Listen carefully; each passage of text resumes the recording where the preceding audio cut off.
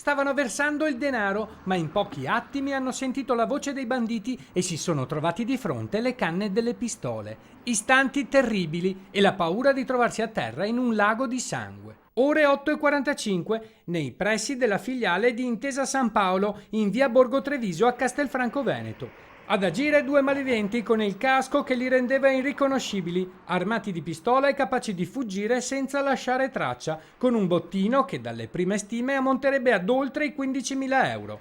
Ad essere presi di mira dai rapinatori due dipendenti della cooperativa che si occupa del versamento in banca degli incassi delle macchine per il pagamento del ticket dell'ospedale di Castelfranco Veneto. Un colpo studiato nei minimi dettagli. La banda sapeva dove e quando colpire. Non è un caso infatti che, secondo quanto riferito dagli investigatori subito giunti sul posto, i banditi avrebbero seguito con uno scooter bianco l'auto della cooperativa, una Peugeot 205 Van, fino a destinazione. E quando la vettura si è fermata di fronte alla banca, poco prima delle 9, il blitz e la minaccia di consegnare ai banditi un trolley che conteneva il denaro dei punti gialli delle sedi ASLA della Castellana.